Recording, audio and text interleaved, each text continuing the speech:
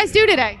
We went to the Society of Wine Educators wine tour for amazing.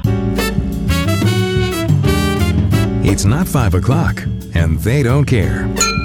Welcome to Wine 25. Entertainment, education, and everyday drinking for everyday people. Your hosts are Valerie Caruso and Stephanie Davis, two wine educators who don't need a clock to know when to pour that next glass. We're back. Oh, yes, we are. Hey, Wine 25ers. We are in the house. Well, Steph's back up in the FOCO.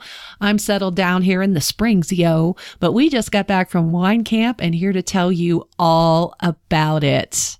And some of you, like Douglas in Chicago, wanted to know how the Society of Wine Educators Conference was going.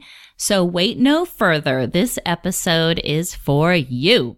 Yes, I think this is our third year of our Sip and Tell, where we talk about our wine tribe and all the wonderful things we've learned and tasted and all the wonderful people we got to see and meet and see again. And for some of us, this is the fourth year in a row. I know some people have been going 40 years in a row, but you know, hey, you got to start somewhere. But before we get into all of our highlights, factoids, and shout outs, Steph, are you in the mood for wine, seeing that we started this at 11 a.m.? How did you know? How did you know I'm in the mood for wine? Yeah. Although I have to say, there are times at the conference, at the end of the night or at the end of the conference, where you just want a stiff drink and you don't want to see any more wine for the moment. Right? But I am back on the wine train and drinking something geeky. I went wine shopping yesterday at the supermarket Liquors and bought 2 cases of wine, and it didn't feel very painful, actually. It needed to be done. And I met the new... I'm sorry. Oh my God, it needed to be done. It was a chore. It needed to be done. And I met the new wine guy, Kevin. So shout out to Kevin. It was really kind of funny because I just like bolted in the back looking for Adam. And he's like, "Excuse me, can I help you?" Like I'm this strange lady. And I'm like, "I'm here to, shop for wine, but I expected to see Adam, And Kevin's like, "Well, Adam gets a day off, every once in a while." So we had a really good time getting to know each other, Kevin and I. And he was showing me all these different wines. And of course, I bought almost everything he pointed out to me. And then I was being so geeky and like dragging him to other aisles. And then dropping this like factoid about something on him. And he just was like, whoa. And then we started dropping, like, he got married in France and I got married in Italy. And so we had this little wanderlust thing going on. So I came home with 2 cases, like you already know. But one thing that I thought was really fun was this 2015 Valle Delicate? Sure. I think so. Valle Delicate, Il Frappato, Vittoria Frappato. It's a DOC from Sicilia or Sicily. And it was $18.99. God, it drinks really nicely. And it's 100% Frappato from the southern part of the island of Sicily, and specifically Vittoria, which became a DOC in 2005 for anybody who wants to know that. And Frappato, if you've never had it, is a red grape that makes light-bodied, low-tannin aromatic wines. This wine is so great, and I opened it last night because we were having roasted chicken and veggie enchiladas. Veggies from my garden, which is going gangbusters right now. And it was so good. Monday night, had it going on. What about you, Val? What are you drinking? Are you back in the wine time? Wine time for you? No. I haven't had any wine since I left the gala Saturday night. I think the last sip I had was that 67 Meacamus. Oh, that was being passed around. I had a sip of that, but honestly, by then I couldn't really taste anything. My palate was dead. I mean, come on, 13 Rieslings at the end of the day. I was like, I was done. And I think I picked up a little bit of a lung thing. I think there was a lot of smoke out there. Yeah, it was smoky. Yeah, and I got there pretty early, and I'd been hanging out in Oregon since like the 5th of August. So after not wanting to drink for a couple of days and going into almost like a detox mode, like lots of vegetables and things like that, I realized that the best thing for a nice little cough situation is probably an Amaro. So I have, long story short, a Montenegro. This is Italian, if not the Italian Amaro digestivo that macerates 40 herbs and spices. Sounds like fried chicken, doesn't it? Like 40 herbs. It does. Extra crispy, for a month. So it's actually been around for 130 years, and it was called the Liqueur of Virtues by poet D'Annunzio. And of course, anybody that knows me is laughing right now, like, yeah, virtues, Val, got it. So I call it a tasty cough medicine, but in a good way because it tastes really, really good. And it is lovely. I'm actually on my second little sip because Steph and I have been pre-gaming for a while, but I've never had it. If I've had it in a cocktail, I don't recall. I usually just drink it neat. Mm-hmm. And it's got a little sweetness to it, as most liqueurs do, and it's not overly bitter. It's got things like tea and orange peel and things like that. So I'll link it up. I will link up. You will be beautiful. linked. You will be linked. I will link up their beautiful website, and you can check out the history of this digestivo, which is called Montenegro. So that's what I got. What else we got? We got a main discussion here. We're going to talk about wine camp. Wine camp. Yay! Wine camp, which was so great because, well, we loved the hotel food, that has to be, applause for everybody who was a part of that. Oh, yeah, kale. I was raving about the food last night to John, because I said, oh, yeah, yesterday I wasn't feeling, all that energetic. I just ate some veggies and some spinach and some lentils and chickpeas and things. And, just trying to the detox. Yeah. And I said, but the food, oh my God, there was kale almost every day and broccolini. And John's like, I like broccolini and like carrots and cauliflower. Cauliflower made my day. I could not get enough of the roasted vegetables. And I think one night I said I was almost as excited about the kale as I was about some of the wines I was tasting. And that's issues. Their kale, it was the Dino kale or the Tuscan kale. So not that really curly stuff, but it was everything. Fruit, vegetables. I think that was the best we've ever eaten at a conference, and very healthy, which was much, much appreciated. But, it's the people, honestly. Yes. That I love seeing every year. It is our wine tribe. Like, again, some of us have been hanging out for 4 years in a row. And, this was the organization that brought you and me together, studying for our CWE. Right. Yes. We went there to take the preview or the long, strange trip. With Miss Jane, the boot camp, which is doing really well. And that's where this whole podcast started. I mean, from us getting our certification, it all went too fast, everybody. So if there's somebody I didn't get to talk with, like I didn't get to meet Swirling Dervish, Lauren, I never even got to see you. I know. We are so bummed out about that. I'm like, there were so many people that were there that we didn't even get to chat with. I don't even know where to start. I mean, it's hard to pick favorites. As far as events, it's hard to pick favorite moments, but I'm going to start with one of my favorite seminars. And this one actually wasn't even focused on tasting. I think a lot of us pick seminars because, we're tasting Barolo or we're tasting champagne or we're tasting something I've never tasted before or something I need to learn more about or something that's geeky. But my favorite, I would say, if I had to pick one, was actually not even about the alcohol. It was historical, and it was by an historian and author, Richard Foss. It was so interesting. He had 3 cocktails there that were of the periods as we worked our way through history and how Prohibition changed America. And we've talked about Prohibition on the podcast briefly, I think when Jeff Eccles was here. But he had 3 period cocktails. One of them was called an orange punch, which was made with orange juice and used beer as a bittering agent. There you go. That ties into one of my seminars. Right. And then there was a French 75, and then there was another cocktail. So cocktails before 9 a.m. And then with orange juice, to me, that's a breakfast cocktail. But I wasn't even into the cocktails as much as I was the history. And he's such an incredible speaker and presenter. And I cannot wait to get my hands on some of his books that I would have to say that I would love to have more historical, geeky seminars like that with amazing speakers. He was a great presenter. I heard good things about that seminar, and I wished I would have taken that. Maybe we could do a Prohibition episode in December or at the end of November, right around the, Prohibition ended in, was it December 5th? December 5th, I think. Yeah. What other seminars did you like? David Glancy. I believe this was my first time sitting in one of David Glancy's seminars because it just never worked out that way. But he was presenting on sparkling wine and California sparkling wine. And he's just a pro in addition to being super entertaining. And if you guys remember him from episode 47, when he was sipping tea, fighting a cold, much like I am today, and he was still very funny. Yeah. He has just a huge personality. Huge, easygoing, totally not a snob, but super knowledgeable. And that dude, you know, it was just nice to sit back and enjoy the presentations. I didn't even take like furious notes other than, you know, try to figure out what we were tasting. But it was all these California sparkling wines that you would have never even thought about. That kind of reminds me. So one of my favorite classes was taught by Sharon McCarthy, and it was a rosé, brosé, frosé class, and it was all rosés.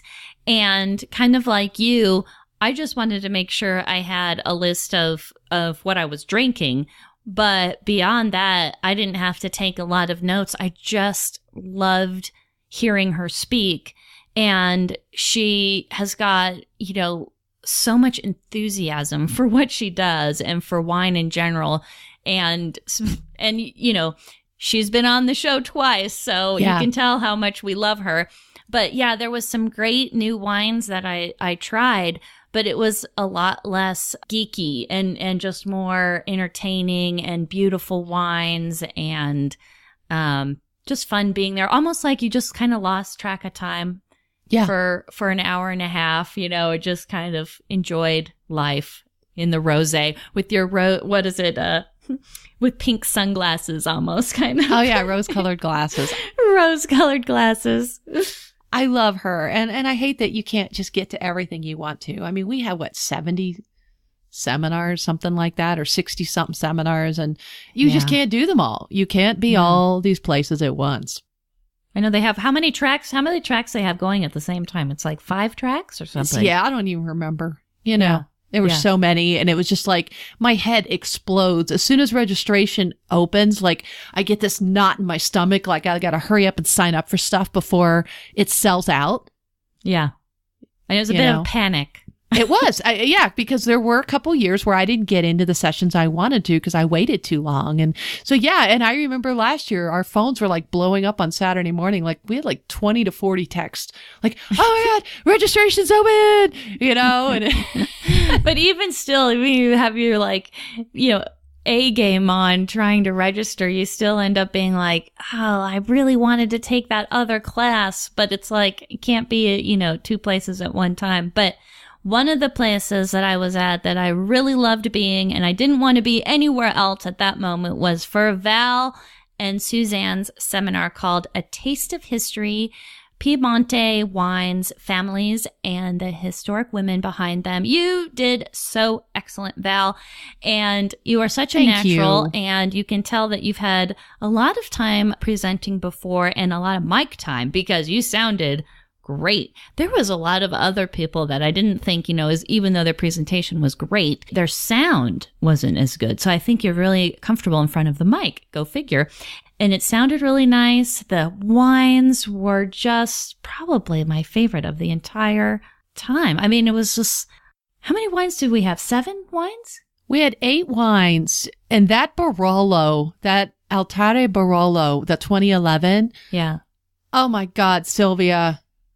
Elio Altare 2011 Barolo. That wine was so beautiful. I wanted to put it in a sippy cup and just take it around with me. It was so beautiful. Yes. The Albarosso. Yeah, we finally got to have that. Wasn't that cool? From Marenco. Yes, that was awesome. Grazie, Andrea.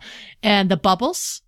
The Del Toro bubbles. Grazie, Carlo. Yeah. I mean, and God. And I really appreciate you being there. It helped having, you know, friends in the room to talk to. And I can't believe I still got all snivelly on that one part, you know, when she read about Clotilde, when she bought that vineyard and her husband came back from war. And I still, like, I've read the book how many GD times, and I read that paragraph, have heard the story, and yet every time Suzanne reads it, I get all snivelly.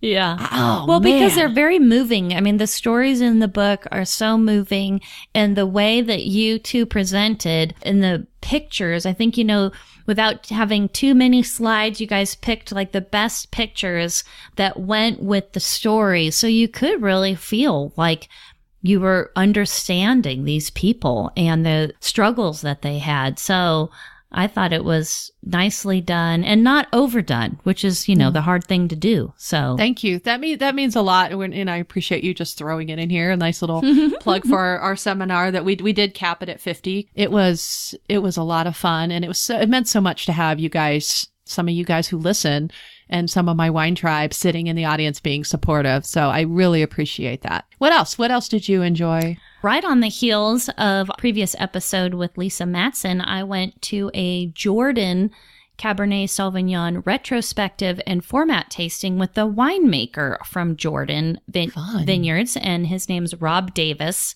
Of course, I gave him a hard time at the end because I'm a Davis, Yeah. And we do have a picture, so we can put that in the blog of Rob and Steph Davis. This is just going to be the blog is just going to be a lot of pictures this week. It really will Less be a words, lot of pictures. More pictures, just captions. Yeah. And that was really fun because we had side-by-side 750s versus magnums of the same wine going back 20 years. And so we tasted every 5 years. So it was really cool to see the difference. And, believe it or not, many of us, because we were taking kind of a hand count, and many of us raised our hands saying that we liked the magnums better, that you could taste, there was a noticeable difference.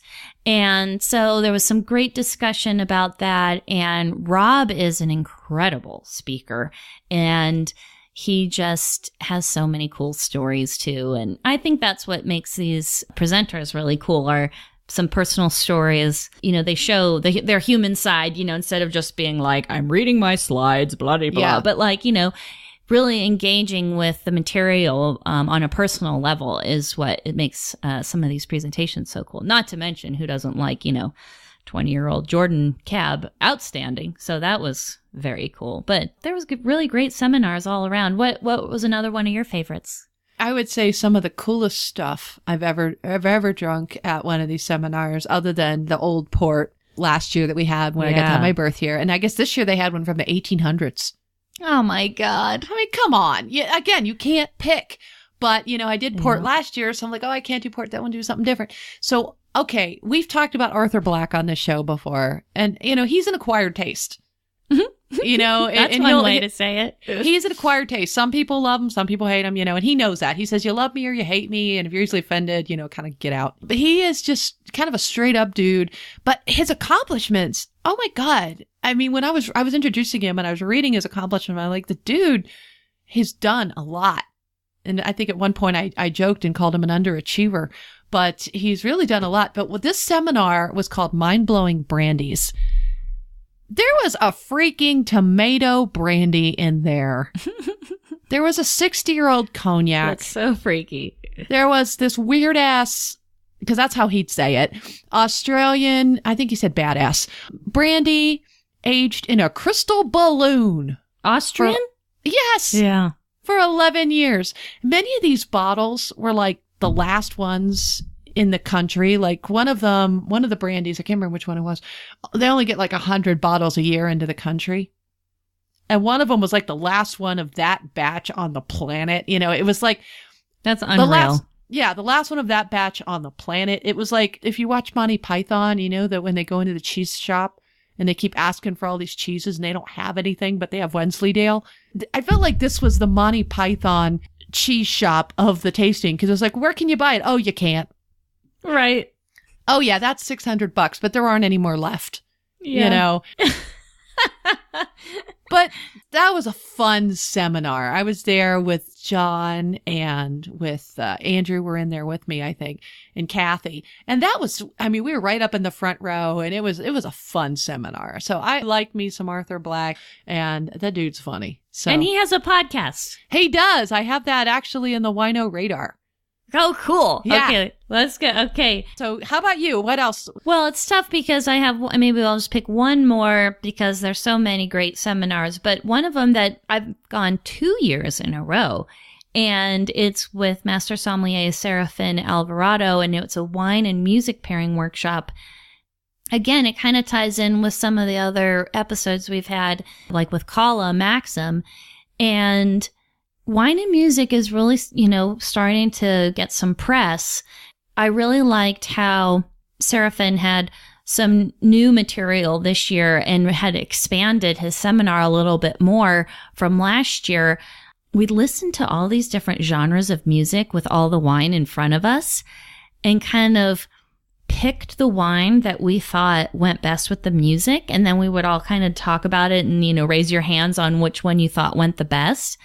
And it was just so out of the box to be having a group of, wine people talking about how they liked the sherry with the jazz, or they, somebody defends why like the Pinot with the jazz. And then we listened to Eminem and, a hip hop rap kind of thing. And I've never tried to concentrate on that before. And I didn't want the seminar to end, actually. I just wanted to keep listening to music and smelling and tasting the wine and seeing if it tasted different with a different genre. It was really cool.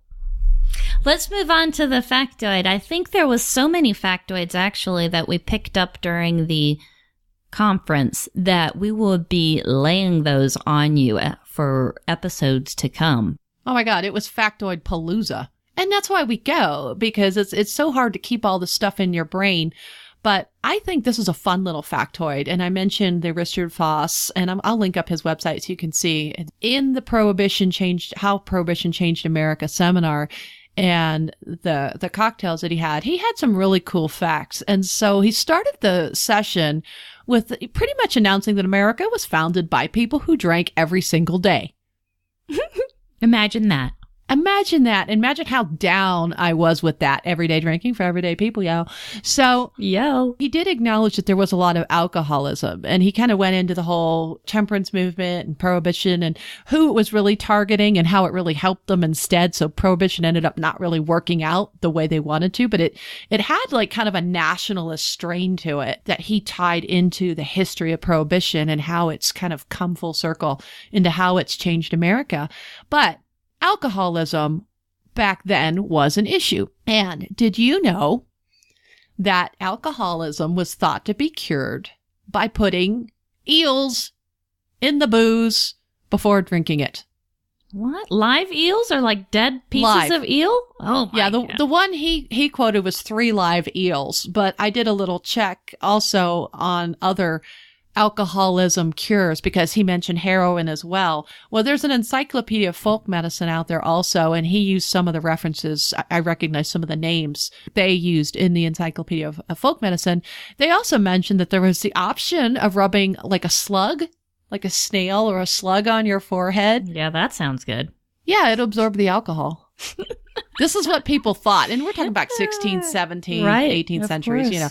And in the UK, they would consider soaking a toad in whiskey. Oh. Yeah, that'll cure you. Or 10 tiny fishes in water. Just drink that. So some of the cures that they had for alcoholism back in the day were just so off the wall. And there's so many more out there, but I just thought the eel thing.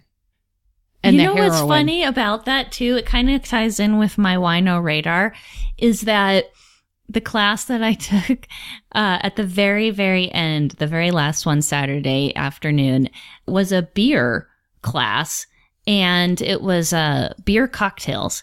And the guy was telling me about how back in, the 1800s, they used to believe that was it 1800s? I don't know, it was way back in the day with all of these crazy, alcoholism cures. But they used to think that when you ate your food, that your stomach continued cooking your food rather than like digesting your food with stomach acids and so forth. That people believed that your food continued to cook.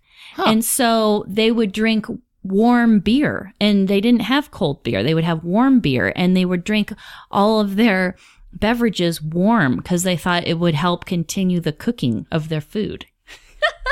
I just thought, people believed all sorts of crazy stuff, but yeah. So it's more of like a beer radar for me this week instead of wino radar. But The presenter was Jacob Greer. He's an author and a bartender, and his book is called Cocktails on Tap, The Art of Mixing Spirits and Beer. And two of the recipes that really caught my attention, one is called the Averna Stout Flip, which is sounds really cool. I might even have everything to make that. And then the other one is called the Carwin Viking, and it has, guess what, in it? Aquavit. I was going to say, yeah, caraway. Yeah. So yeah, that was kind of my wino radar, this cool beer class that I didn't even know I really signed up for. It's funny that we talked about wine cocktails before and now beer cocktails. And Yeah. Makes sense. I mean, why not? Why not? If you've got a 750 open, a bomber open, why not make a cocktail with? Because a lot of these stouts and stuff that, you know, you might want to have a glass and then make a cocktail with what's left over. Yeah. Or like what the cocktail that you had at your Prohibition thing was the orange juice and beer. Yeah, it was like a rum. I wrote it down what was all in there. Yeah. But yeah, there was a stout or porter or something like that in there. And that's what they used for bitters back then when this drink was created. So I thought that was interesting. I like the historical context. But my wino radar, and I mentioned Arthur Black already because when I was introducing him, I asked him if there was anything he'd like me to include. And he said, oh, can I, mention that I have a podcast? I'm like, oh, you have a podcast? We have a podcast. Ours is about booze. And he wrote his down. I'm like, and so is his. It's called Shift Drink. It's with restaurateur Ed Rudisell, and they interview different people. So I know the last episode, they were somewhere in Amsterdam interviewing a guy, but the one I actually have in my feed right now is with Sherry Morano, and she's the youngest female master of wine. And I knew when it started with the reference to the Saturday Night Live Sweaty Balls skit with Alec Baldwin that this podcast was probably going to rock pretty hard. So it is explicit, but I like those. And so it is in there and I'm going to check it out. So another fun drinking podcast that I had no idea that was out there by one of our fellow Society of Wine Educators peeps. So that's kind of fun. Speaking of Alec Baldwin, have you listened to Alec Baldwin's podcast? No. Yeah. I just discovered this, I think in the Wall Street Journal magazine a couple of weekends ago. Here's the Thing. The name of the podcast is Here's the Thing with Alec Baldwin. What, is it a funny? He interviews all of these cool people. And so he's funny. So naturally there's some good material in there, but it's not a comedy show. It's a one-on-one interview type show. Okay. But it's with his style and he really gets these people to dig, which is cool. Yeah. So what about shout outs? Oh, so many shout outs. And I'm really thrilled about our happy hour that we had because we had so many people that showed up. Like we had 20 people or so that showed up and there was probably like 10 people or so that wanted to be there that couldn't. And the Vault Martini did such an excellent job hosting us. And we have to really thank Janelle. She even created such a good W25 signature cocktail. I mean, I thought she maybe made it better than I did. And everybody loved it. I kept hearing people in the background saying, I'm going to get a W25 cocktail. And I just was so tickled.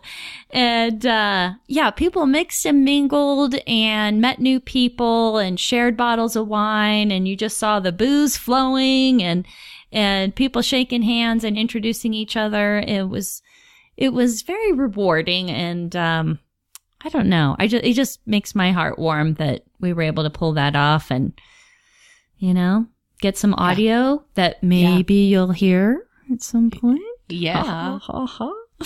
So that was really good. And one of our listeners and patrons, John from California, he couldn't make it to our happy hour, but he went to the Vault Martini on Saturday night just to have our signature cocktail because he knew they could make it. And I thought that was so cute. So he sent us a picture and he said our drink was so nice. And that's what we like to hear. And remember the truffle popcorn? That was addicting there too. Oh my gosh. The food was so good. Mm-hmm. And the wine list was good. The prices were killer. Oh, come on. Yeah. She had half-price bottles that night while we were there. And I'm like, oh, look, Franciacorta. Yes. You know, and then I saw some other people getting bottles right about the time I was leaving. And because I had to go do some, stuff back at the room. Yeah. But it was such a fun, I think we took the place over.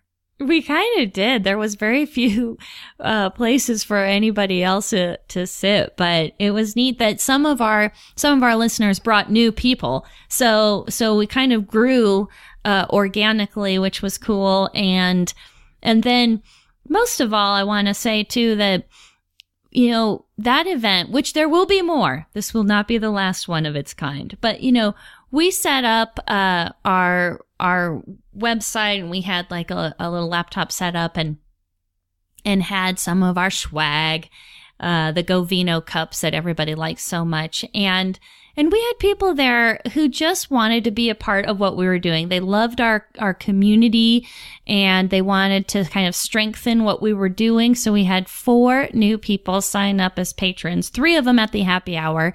And 4 total, which was so cool. So they got to go home with some swag. And so you're going to hear a little bit more about these people here coming up in our Patreon love section. Yes, that was incredible. That was genius on your part. Thank you. Steph she goes, I'm going to bring swag. And then, because a lot of times people just need help. You know, trying to figure out how to subscribe, how to become a patron, and like we were there to like do it for you. It's so easy, and so Steph was the brains behind that. So good job, and kudos to Steph for setting up the whole thing. She found the venue. You found Janelle. You sent the recipes, and it was so funny. I have to say, because when I got there, I had Janelle made me what I thought was a wine to 5 cocktail, and it was the same ingredients, but it was presented like the smoked whale testicle.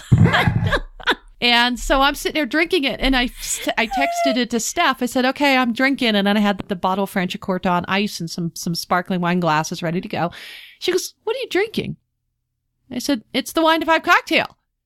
Well, apparently it wasn't. It was the wine to 5 cocktail, but presented as a smoked whale testicle.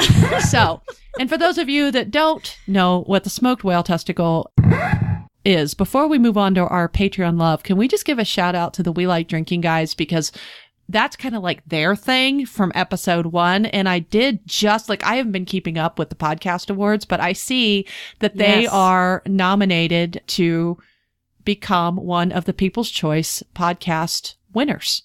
Yes. So congratulations, guys, for getting that far. Yeah. Now, do we get to vote? How does that work? I think we will get to vote again. Okay. And then definitely shout out to our brothers from Boozy Mothers over there at We Like Drinking. I see there's a Bourbon Daily and Whiskey Cast. Mark over at Whiskey Cast, congratulations. And our friend Jen over at Congressional Dish. There's just so many. But and Happiness Mama, too. Yeah, Happiness Mama's out there. I didn't even see that. Yeah. Congratulations. And what's this? We're drunk and we know things. Guys, you got to check out the page. We'll have to put this up because this is how you find other podcasts. This is how I found a lot of the ones. This is how I found Sheep Podcasts. Yes. And so check that out. And I do want to say too that I can't take all the credit. I did get help in finding and securing that venue.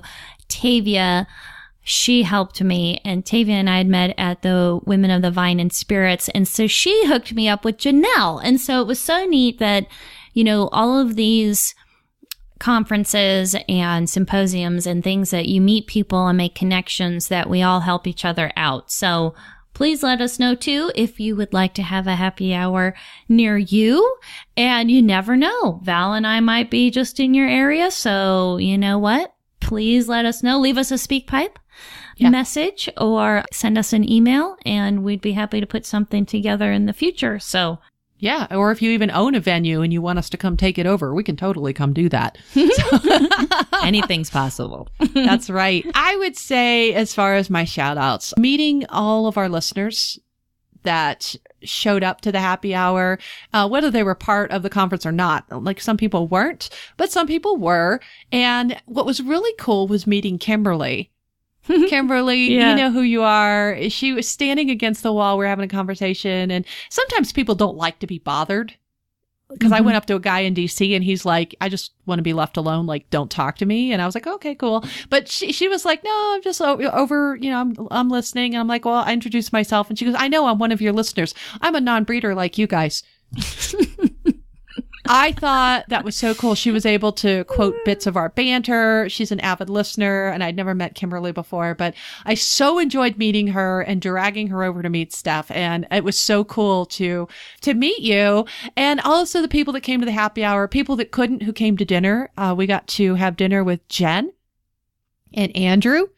And I've known Jen for like 10 years now, and she also became a patron. So that's pretty cool. So we'll have a little piece on her eventually. And I think she was featured earlier on she was one. In fact, Jen is the one we have to thank for our hashtag W25 challenge. The genius behind the hashtag. Yeah. Totally. So we had a really nice dinner and some funky wines with her. So we'll put a picture up of that. Oh, we should say shout out to Davenport because that dinner was pretty awesome. Oh, Davenport. I think if there was something on the menu that we didn't eat, I want to know what that is. Oh, I forgot to tell you, Val, that Kurt, the bartender / som / buyer, every extraordinaire. The one who kept stealing my glasses? Yeah. Drink extraordinaire. Kurt texted me the next day and said that next time we're in town, let him know. And he had a great time meeting us and stuff. So, oh, great. So we want to definitely congratulate Lucia Volk. For those of you that were in the Austrian Wine Seminar, she was the presenter with Jay Nichols, but she was also the Banfi Award winner, and that was presented at the conference. And that's given to the person who scores the highest on the CWE exam.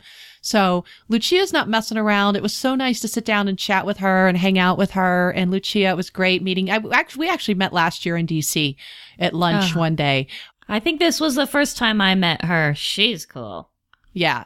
We can't name everybody, but it was good to see Celia again and meet your friend Carrie. Carrie, it was good meeting you. And Diana and Lynn from Bordeaux. Oh, Lynn, I love meeting you. And thank you for the Ratafia de Bourgogne. That was really lovely of you. I mean, it was just endless. Thank you to everybody, and just hugs that we got to see and hang out with everybody. But should we move on to Patreon love? I think we better.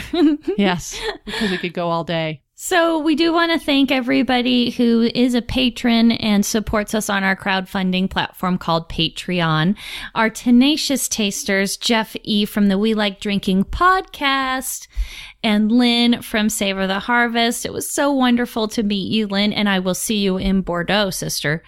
And Sebastian from Sassy Italy Tours, we will be interviewing him coming up. And to our newest patrons that are tenacious tasters, David and Lisa in Illinois. And here's what they had to say, a little bit about them. Here we go. David and Lisa are wine lovers, authors, and speakers. They offer over-the-top food and wine pairing dinners that continue to seek the perfect marriage of food and wine. David is a CSW, and he was at our happy hour, and is currently researching a variety of facets of decanting and the changes to wine after opening. So thank you, David, and we look forward to interacting with you some more. Thank you for your support. And Jen in Maryland, who we went to Davenport with. Oh my God. And you guys have to check out the picture. Jen is like the human embodiment of fabulousness. Yeah, it was so good to see her again. And Andrew, that was really nice. They didn't get to attend the conference, but they were just having a great time in Oregon. And again, if there's a place that they didn't visit, I want to know what that place is. Yes. I loved getting all of the pictures of all of the other goody foodie places she was going to along the way. Cheesegasm cracked me up. Cheesegasm. That's good. God. Okay, back to our patrons. And we have some It's Not 5 o'clock and we don't care listeners to thank.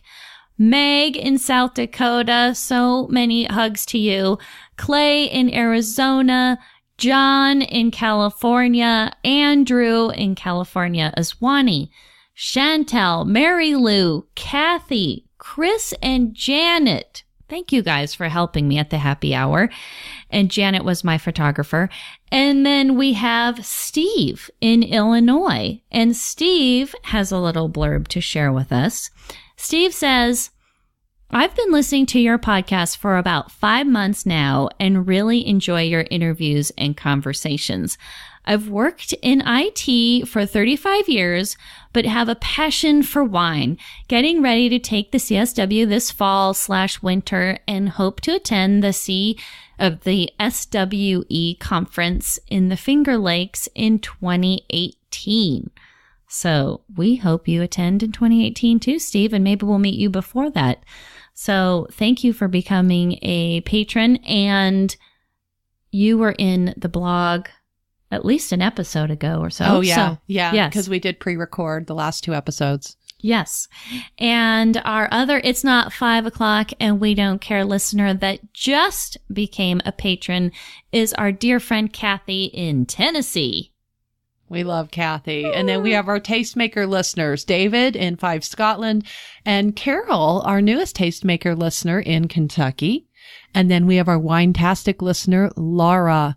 And we're drawing for our surprise wine gift this month, so it's already that time. Yes, so who is the winner? Should we say what the gift is first or draw the winner first? Let's say what it is. Okay, let's say what it is. All right. You will win 2 full-size bottles of Vineyard Fresh Wine Preserver. This is a cool product. It saves open bottles of wine from oxidation using argon gas. It's the same gas that Coravin uses, and actually this is what I used before I invested in my Coravin. So it just comes with a little long straw, and you just do 2 sprays and then put the cork in real quick. And so argon, being a colorless, odorless, tasteless gas, it weighs more than oxygen, forms a protective layer on top of the wine to prevent your wine from oxidation. I've used it. It works. And it's tasteless and environmentally natural. And the August Patreon winner is... Ooh. There we go.